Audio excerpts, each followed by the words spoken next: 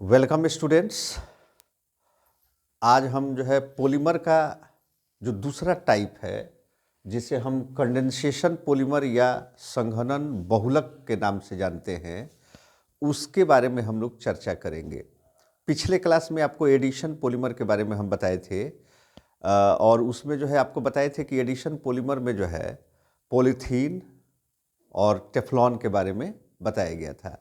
अब आपको जो है यहाँ पे कंडेंसेशन पॉलीमर जो बहुलक का एक दूसरा जो टाइप है जो काफ़ी इम्पोर्टेंट है, जिसको हिंदी में आप संघनन बहुलक कहेंगे, उसके संदर्भ में जो है हम चर्चा करेंगे।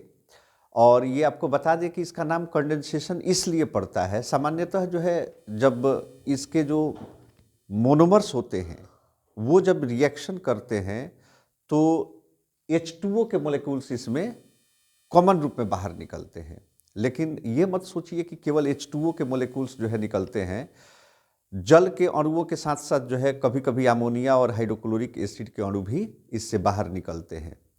तो ये होता क्या है कि कंडेंसेशन पॉलीमर में जो इसका मोनोमर यूनिट होता है, ये जो है बाई फंक्शनल ग्रुप या ट्राई फंक्शनल ग्रुप वाले मोनोमर्स होते हैं। यानी इसमें जो है जो फंक्शनल ग्रुप्स आप समझ गए होंगे, जैसे OH, यहाँ देखिए OH जो है फंक्शनल ग्रुप है और यहाँ COOH फंक्शनल ग्रुप है। तो यानी अल्कोहल और कार्बोक्सिलिक एसिड, यानी क्रियात्मक समूह या इसमें जो है दो होगा या दो से अधिक, ट्राई, बाई या ट्राई जनरली होता है। ये जब आपस में रिएक्शन करते हैं इसके यूनिट्स, तो इसमें वाटर के मोलिक्यूल्स, अमोनिया और हाइड्रोक्लोरिक एसिड के मोलिक्यूल्स बाहर निकल सकते हैं। तो आप समझ गए होंगे कि कंडेंसेशन पॉलीमर क्या है।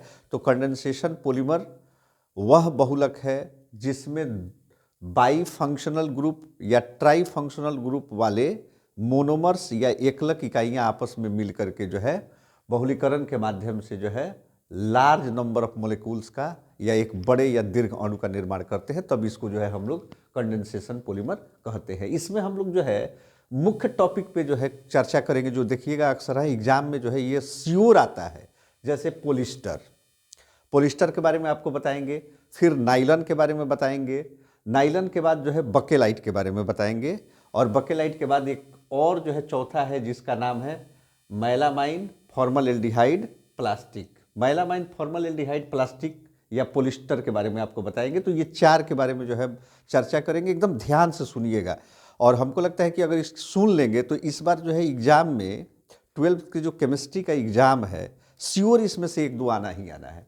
अब चलते हैं बिना समय गंवाए, आपको जो है पॉलिस्टर के बारे में बताते हैं। देखिए पॉलिस्टर जो है दो शब्दों के मिलने से बना है। एक पोली का मतलब होता है मेनी, बहुत सारा, और एस्टर का मतलब होता है COO, यानी COO जहां बॉन्ड होते हैं दोनों तरफ से, जिसमें COO शामिल हो तो उसी को पॉलिस्टर बोलते हैं। और आप पढ़े होंगे कि पॉलिस्टर जो है में जो एस्टर है वो कभी हमेशा जो है अल्कोहल और कार्बोक्सिलिक एसिड के बीच रिएक्शन जब होता है तो इसमें ये बनता है एस्टर बॉन्ड, और इसी एस्टर का जो है कई मोलिक्यूल्स जब एक साथ आ जाते हैं तो उसी का नाम है पॉलिस्टर। तो यहाँ पे देखिए आप लोग इथिलीन ग्लाइकॉल का नाम सुने होइएगा, इथेन 1,2 डाइऑल, CH2 और दोनों तरफ से जो है बाई फंक्शनल ग्रुप कौन सा है, OH है, अल्कोहलिक है। और दूसरे में देखिए इसका नाम है benzene 1,4 di carboxylic acid. Benzene के रिंग से जो है दो कार्बोक्सिलिक ग्रुप जुड़े हुए हैं और इसके N मोलिक्यूल सब जब एक साथ आते हैं तो कंडेंसेशन पॉलीमराइजेशन के साथ क्या होता है कि इधर OH से एक H और COOH से OH निकल करके H2O के मोलिक्यूल्स बाहर होते हैं। तो यहाँ पे बॉन्ड एक खाली हो जाएगा और फिर ये क्रम ऐसे चलेगा और फिर लास्ट वाला में से जो है OH निकल जाएगा तो केवल CO बचेगा। यहाँ बॉन्ड खाली हो गया और इसी को घेर करके अगर होल N लगा देते हैं, यानी इसके नंबर ऑफ मोलिक्यूल्स जो है एक साथ जुड़ जाते हैं, तो ये बनता है पॉलिस्टर। और आपको यहाँ दिखा दे, ध्यान से देखिएगा, COO यही एस्टर है और इसी एस्टर का जो N मोलिक्यूल से एक साथ आ जाता है तो इसीलिए इसका नाम क्या पड़ता है, पॉलिस्टर। और आप जानते हैं कि पॉलिस्टर का कपड़ा कितना फेमस है। पॉलिस्टर का कपड़ा जो है, हालांकि ये जो है आप देखिएगा कि किसी तरह का जो है उसमें क्रीच उरीच नहीं आता है। आराम से जो है उसको यूज कीजिए, एक बार पटक दीजिए और फिर वो पानी जो है एब्जॉर्ब ज़्यादा नहीं करता है, तुरंत सूख भी जाएगा, तुरंत पहन लीजिए। लेकिन जो है हेल्थ की दृष्टिकोण से जो है पसीना या पानी नहीं सोखने के कारण जो है ये थोड़ा सा जो है ऐसी चमड़ा के लिए हमारे जो है इतना जो है यूजफुल नहीं है। तो इसको ज़्यादा बेनिफिशियल बनाने के लिए टेरिलिन में, पोलिस्टर का सामान्य उदाहरण जो है टेरिलिन है, और ये देखिए टेरिलिन एक प्रकार का जो है पोलिस्टर ही है। और ये जो टेरिलिन है उसमें अगर कॉटन या सूती मिला दिया जाए तो ये जो कपड़ा बनता है उसका नाम है टेरिकॉट, जो कि मार्केट में जो है देखिएगा इस तरह का जो है टेरिकॉट की कपड़ा जो है बहुतायत से चलता है और ये हम लोग इस्तेमाल करते हैं। अब दूसरा जो है इसका टॉपिक है नाइलॉन, और इस नाइलॉन के बारे में जो है आपको बता दें कि नाइलॉन दो शब्दों के मिलने से बना है, एक है NY और दूसरा LON। NY से होता है न्यूयॉर्क और दूसरा है लंदन, दोनों जगह एक साथ जो है ये बना हुआ था, दोनों जगह के वैज्ञानिक बनाए थे, तो इसीलिए दोनों के जो है वर्ड मिला करके ये नाइलॉन बना। और इसमें दो कैटेगरी है, एक का नाम है नाइलॉन 6 और दूसरे का नाम है नाइलॉन 66। ये अक्सर हाँ पूछता है। 6 इसका नाम इसलिए पड़ा कि इसके जो मोनोमेरिक यूनिट है उसमें जो है 6 कार्बन है, और दूसरा 66 इसलिए पड़ा कि इसके दो अलग अलग जो मोनोमेरिक यूनिट है उसमें जो है 6 कार्बन वाला यूनिट्स है, इसीलिए इसका नाम 66 पड़ा। अब हम चलते हैं नाइलॉन 6 में। अब आप नाइलॉन 6 के बारे में थोड़ा सा ध्यान दीजिए कि ये जो नाइलॉन 6 है ये 6 एमाइनो 6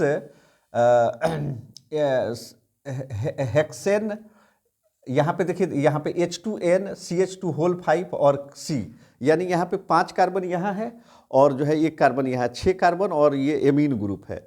तो एमीन ग्रुप और ये दोनों मिल करके जो है ये सबसे पहले जो है कैप्रोलेक्टम बनाता है, और ये कैप्रोलेक्टम देखिए बेंजीन के रिंग के जैसा जो है अरेंज हुआ है। और जब इस कैप्रोलेक्टम को 533 से लेकर के 443 केल्विन के बीच टेम्परेचर पे गर्म करते हैं वाटर के साथ मिला करके, तो ये नाइलॉन 6 बनता है। यहाँ पे आपको बता दें कि COOH का जो है OH निकल जाता है और H2N का N निकल जाता है। तो यहाँ पे आप देख लेंगे कि यहाँ पे एक बॉन्ड खाली हो गया और यहाँ पे एक बॉन्ड खाली हो गया, होल N लगा देंगे तो ये नाइलॉन 6 बन जाएगा। और नाइलॉन 6 काफ़ी उपयोगी है, इसलिए कि जो टायर जो होता है गाड़ियों का, उस टायर का जो कॉर्ड या धागा होता है वो इसी का बना होता है। उसके बाद फैब्रिक्स को बनाने में इसका इस्तेमाल होता है, और रोप या रस्सी इस नाइलॉन का बनता है, तो ये काफ़ी उपयोगी है। इसके बाद हम चलते हैं नाइलॉन 66 में।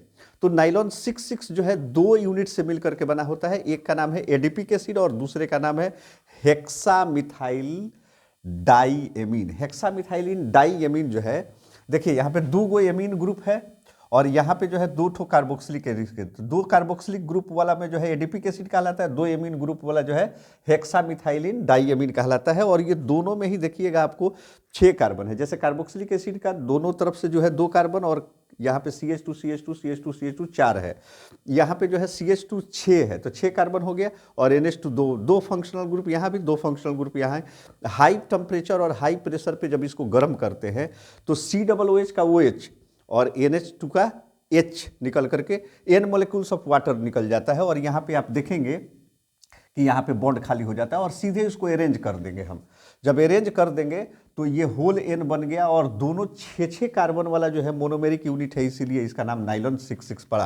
अब सवाल ये है कि इसका यूज कहाँ है, तो आप जान लीजिए कि सीट्स बनाने में, यानी बहुत सारे चादर को बनाने में जो है इसका, या चटाई बनाने में इसका इस्तेमाल होता है।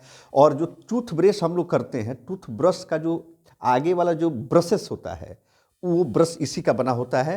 उसके बाद जो है टेक्सटाइल इंडस्ट्री में, यानी सूती वस्त्र उद्योग में जो है इससे बहुत सारे जो है कपड़े या बहुत उपयोगी चीज़ें बनाई जाती है। चलिए अब जो है हम देखते हैं बेकेलाइट। स्टूडेंट्स आप ये समझ लीजिए कि जैसे हम लोग जो कुकर का जो हैंडल इस्तेमाल करते हैं उसके ऊपर जो है काला या डिफरेंट कलर का जो ऊपर का जो कवरिंग लगा होता है वो इसी बेकेलाइट का बना होता है, इसलिए कि ये जो है ऊष्मा का कुचालक होता है, और दूसरा कि कितना भी हीट दे देंगे तो इसका कोई प्रभाव नहीं पड़ने वाला है। ये बेकेलाइट काफ़ी उपयोगी है। और आजकल जो है गाड़ियों के जो है देखिएगा कि साइलेंसर के ऊपर भी जो है इसके परत लगा दिए जाते हैं, इसलिए कि वो जो है कभी कभी क्या होता है कि गाड़ी चला के जाने पर जो है गर्म हो जाती है, और गर्म होने के बाद जो है कोई बच्चा आकर के उसमें सड़ जाए या कोई बैठा है उसका पैर पड़ जाए तो जल जाता है, तो उससे बचने के लिए इसका इस्तेमाल होता है। तो ये बेकेलाइट जो होता है इसको हम लोग जो है फिनॉल फॉर्मल्डिहाइड प्लास्टिक भी कहते हैं। फिनॉल फॉर्मल्डिहाइड इसलिए कि फिनॉल देखिए यहाँ पे बेंजीन के रिंग के ऊपर OH है तो फिनॉल हो गया, और HCHO हुए तो ये फॉर्मल्डिहाइड है। दोनों के N मोलिक्यूल्स जब आपस में लेते हैं तो ये पोलीमराइज हो जाता है। पोलीमराइज कैसे हो जाता है, तो यहाँ पे देखिए ध्यान से देखिएगा, यहाँ बेंजीन का जो रिंग है, दोनों बेंजीन के रिंग में से जो है बीच में जो है CH2 आ गया।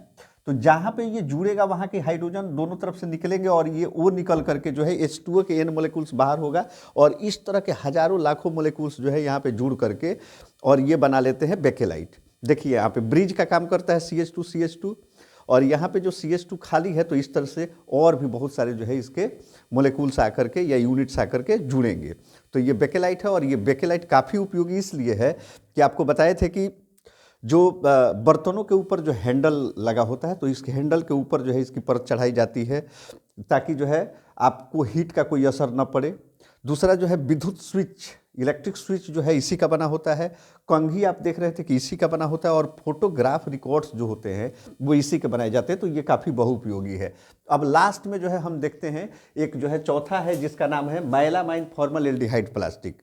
ये भी काफ़ी इंपॉर्टेंट है इसलिए कि ये देखिए इसमें तो अगर आपको मोनोमेरिक यूनिट पूछता है तो दिक्कत ही नहीं है, इसलिए कि मैलामाइन और फॉर्मलडेहाइड बना देंगे। जैसे बेकेलाइट में अगर आप जानते हैं कि फिनॉल और फॉर्मलडेहाइड से मिलकर के बना है तो फिनॉल फॉर्मलडेहाइड प्लास्टिक जो बोलते हैं, तो ये याद रखिएगा। तो बेकेलाइट का मोनोमेरिक यूनिट बना दीजिएगा।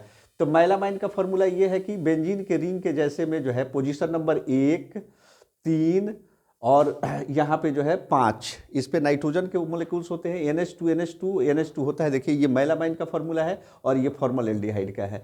इसका जब हम पॉलीमराइजेशन करते हैं NN मोलिकुल्स ले करके जब निकलते हैं तो यहाँ पे देखिए O जो है इसका, और जहाँ से ये बेंजीन के रिंग से ये जुटेगा वहाँ का हाइड्रोजन और फिर जो है ये O दोनों तरफ से मिल करके और यहाँ का H और यहाँ का H मिल करके H2O, N मोलिकुल से H2O बाहर हो जाएंगे और फिर जो है ये जुड़ करके जो है ये मैलामाइन फॉर्मलडेहाइड प्लास्टिक बनाता है। तो ये स्ट्रक्चर आप देख लेंगे तो आराम से बन जाएगा।